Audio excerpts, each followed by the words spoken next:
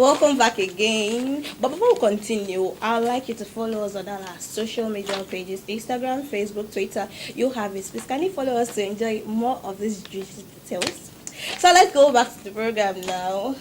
Like I said earlier, we're going to discuss a very sensitive topic. It's about justice for Ochanya. It's about a 13-year-old girl who died in Benue State. Reports that we've had made us realize that the girl was actually brought from the village and was being constantly raped by the husband of the aunt who brought her to the city and the son. And we all got to understand that the girl was raped consistently. It was Johanna and other means of violence that you can never imagine. And and we got to realize that, said earlier, Ochanya was raped from age 8 to 13 years. 5 years of rigorous torture. Can you just imagine? And we got to understand that the man was actually held in court, was actually imprisoned at a point or thereabouts, was later released on bail. How would you release that kind of man?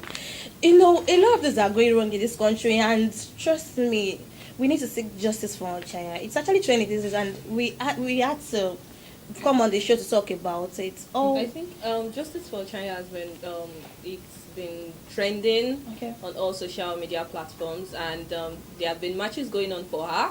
I know about the one in Lagos. I think there was a match organized in Lagos today for her, and then one in Abuja, and I think another in Benue, and then some lawyers are trying to take up a matter, and they are doing this because she might be dead now, but this is for other children, other young some other teenagers are going through this kind of thing, and they are unable to talk about it.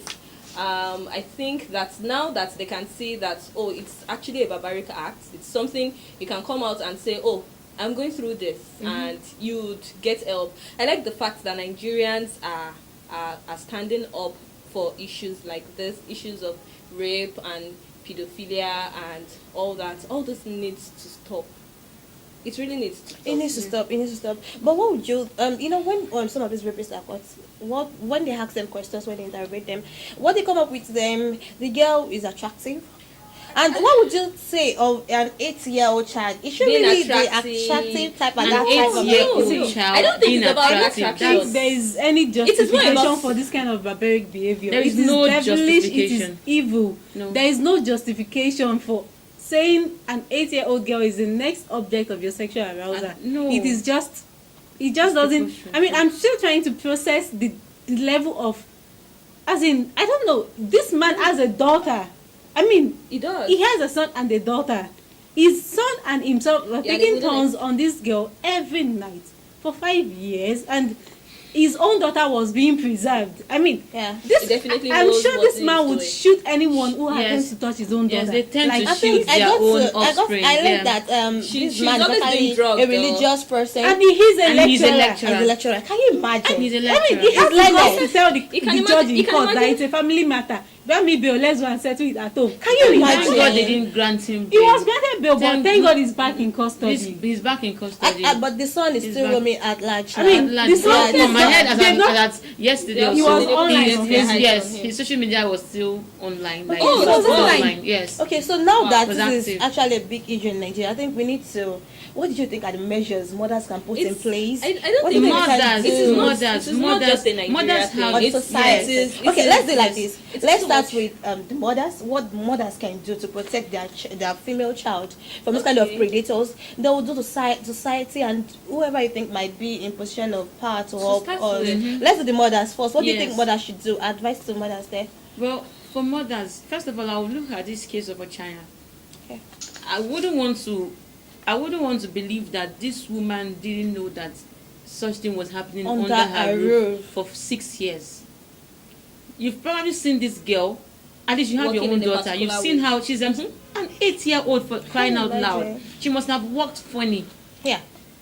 She must have walked funny because she was raped front and back. Like, back to back they were raping this girl, and you want to tell me that you didn't know about it? That's I a let big lie. she's been taken to the hospital for like twice or three times. Twice. And There was nothing done about this. This woman kept it secret. Probably she went to shield her family from the public disgrace. I don't know, but women need to stand up to this. I think Ochanya's mom should have been very careful. I think that's what I want you guys to talk about.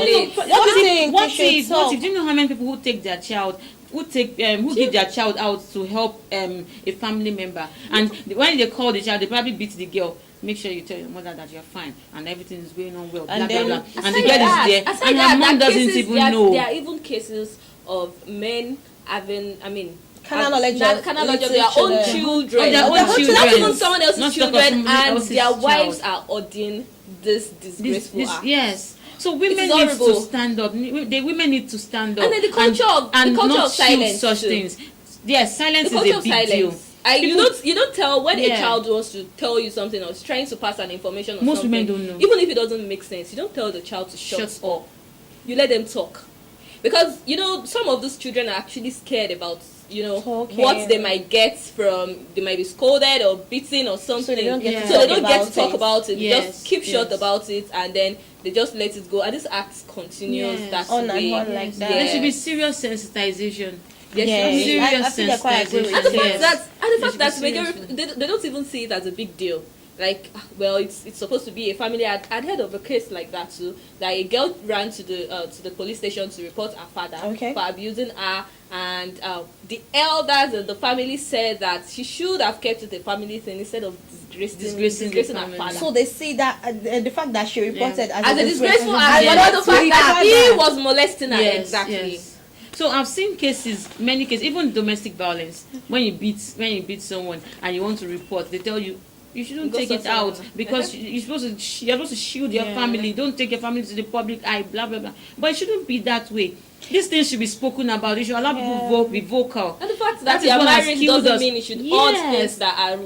It shouldn't be kept secret. Done like that way. Speak up. There was a case of someone I heard in the US. The woman actually helped her husband's victim.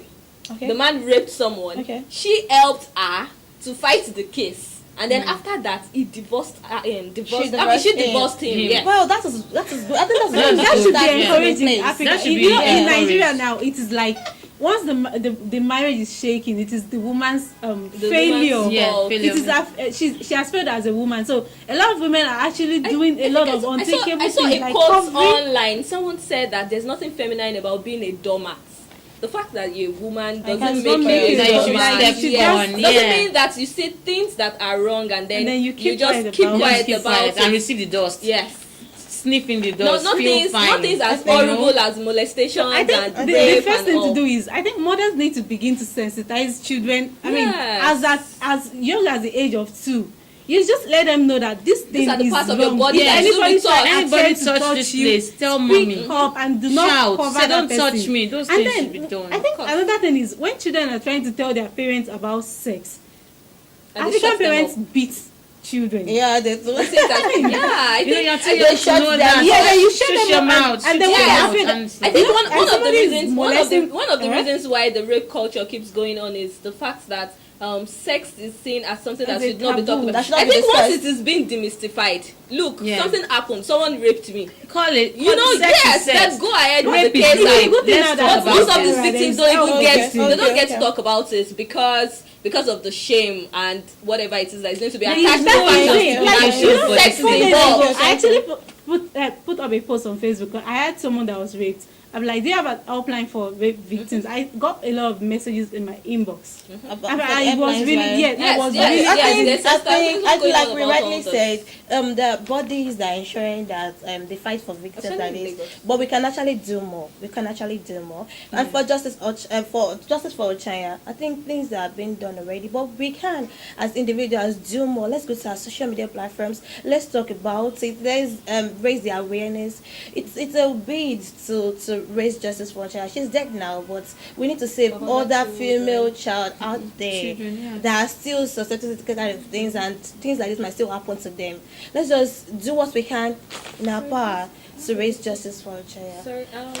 And I think that one of the places that we can get to talk about this thing is in our religious circle, because we go to churches and mosque a lot in this part of the world. So I think that most of this sensitization should be taking place in those religious circles. Yes, where everybody hears it. Yes, that it is wrong. You don't just tell them about the kingdom of God all the time. Tell them about the things that you need to do. Our schools, our students need to be sensitized about speaking out, about being vocal. They are religious personnel. They are religious people. So I think Andrew, the man in question, so these things should be talked about openly in Thank you so much. Secondary schools have clubs.